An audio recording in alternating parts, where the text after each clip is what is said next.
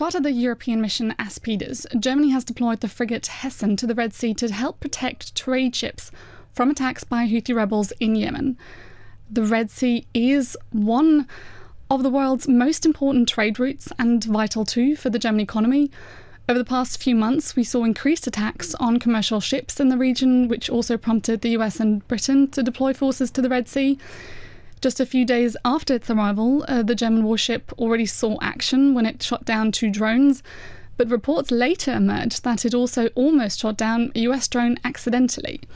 On top of that, there are reports in Germany that the frigate could run out of ammunition fairly quickly. This raises a lot of questions, and here to give us a better overview is one of Germany's top military experts, Christian Mölling. He is the Deputy Director of the German Council on Foreign Affairs' Research Centre, and he heads the Centre for Security and Defence. Mr. Mölling, thank you so much for being here today. Oh, thanks for having me. Let's start from the beginning. Why is Germany even participating in this mission? Yeah, I mean, you alluded already to it. It's one of the most important sea lines of communication that Germany has for import and export. So it's in a vital interest of Germany and the Europeans to protect this sea line, and also to get burden off the Americans who are currently taking the biggest part of the job. They, of course, have a different geostrategic interest in the region, but nonetheless, they are protecting our sea lines of communication at the same time. How suitable is the frigate Hessen for this mission in the Red Sea?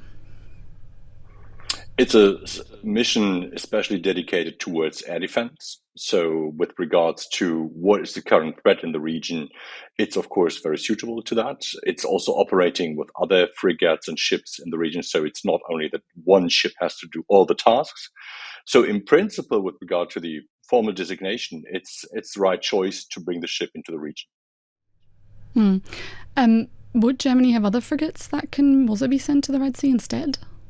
In principle, yes, but there you basically come back to 3 decades of peace dividend. Yes, we have some ships, but we are running not only out of ammunition, we are running out of personnel, which is also a big thing. So we are currently possibly not able to deploy all frigates that we have at the same time, be they air defense or with other tasks.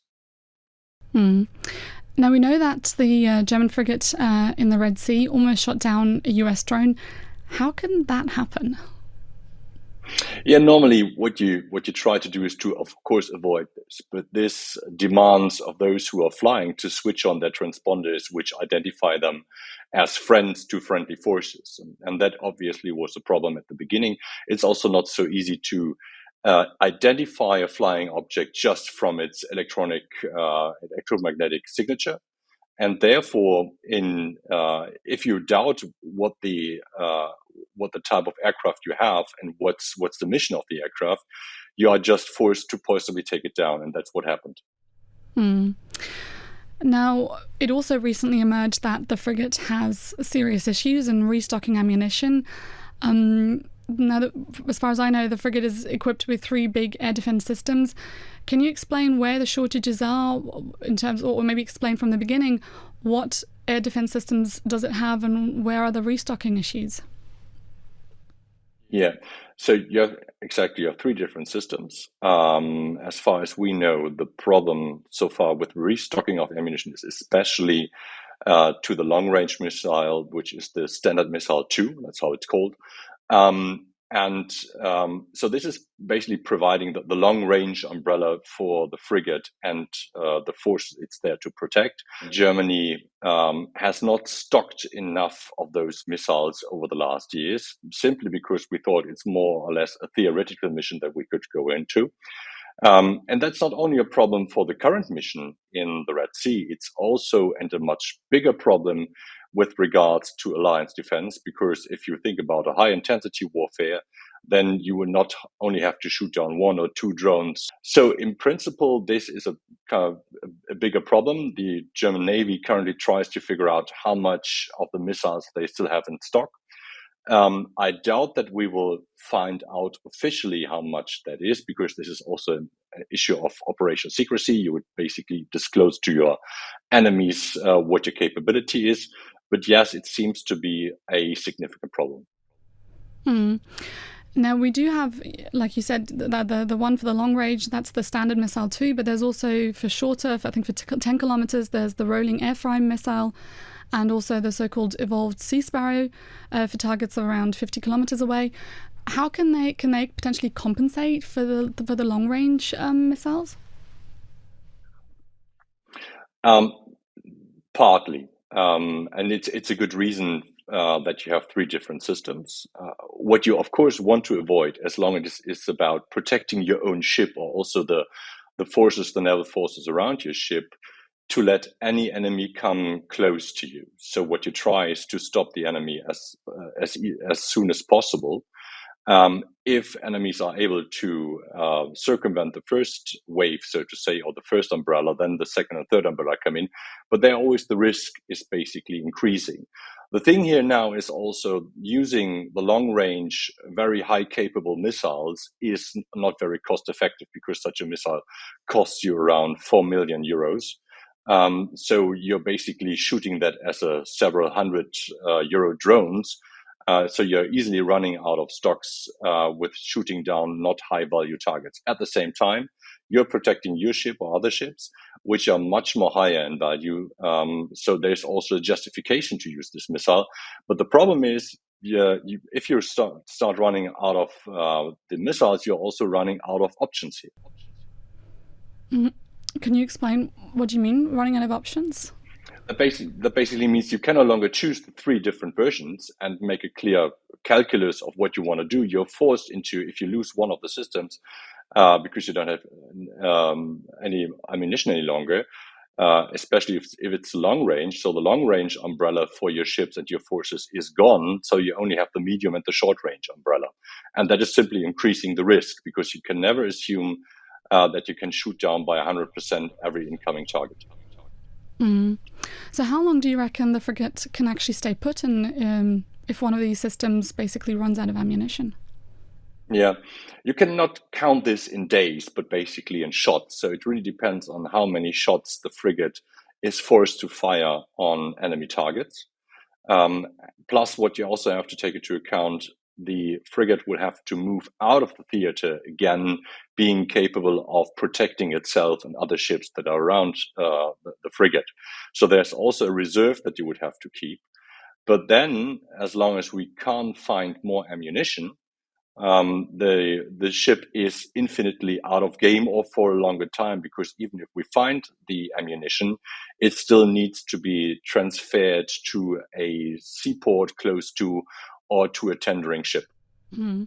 Is there a way of quickly filling that gap through help from partners or production, ramping up production here in Germany? What are the kind of timelines and options that we're looking at in, filling that gap of ammunitions? Yeah, that's something I currently don't have any information about, and I doubt that we will get the information, because this is, of course, obeying a gap is the one thing. How do you also, with regards to communication, close the gap in a way that your enemy doesn't know exactly what you have? So what the limits are and what the potentials are is, of course, the rules of, is part of the rules of the game. So you will try and communicate that you can do something about it, but you will, of course, not make transparent what the lead times are for resupplying and also for reproduction possibly in here, and what allies possibly give to you. Now, I wonder, how can this happen? How can Germany send a warship to the Red Sea with ammunition that cannot be resupplied? What was the thinking? What do you reckon? So first of all, the Germans always need to deploy within an international alliance, that is European Union or NATO. So that basically is the one hand. On the other hand, there is the obvious need to do something. But then you come to the problem that your capability is so limited. And that's simple because Germany has cut into all its expenses in the defense side. And ammunition is something that is easy to cut because nobody sees that it is missing. So a ship you can always present, it's there. And if you think that this ship is just theoretical or a contribution to your allies, that they feel good about you and you can show that you do something, then ammunition doesn't count.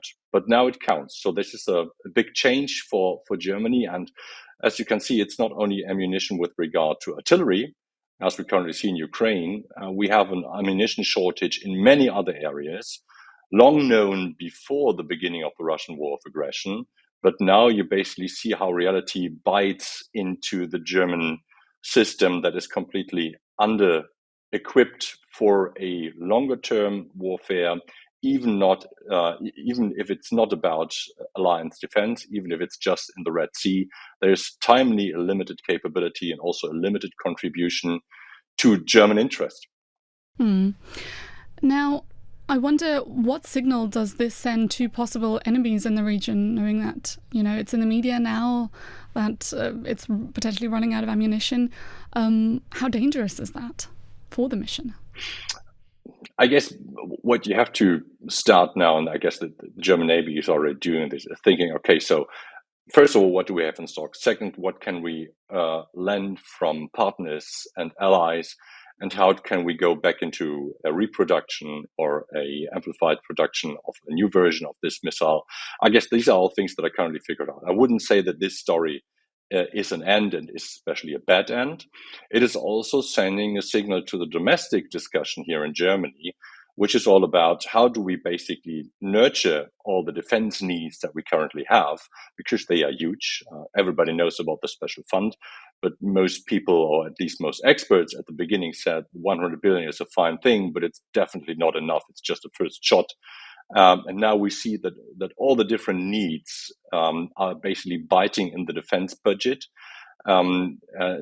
Comes even without the urgent need for supplying Ukraine with ammunition. So there's a lot of things coming in, putting the German discussion on how do we finance this under significant pressure, because there you also see, with regard to the Red Sea, the direct relationship between military security and protection and welfare, because this is all about being still one of the biggest import and export nations of the world, that basically we can only protect our wealth by having the right military means.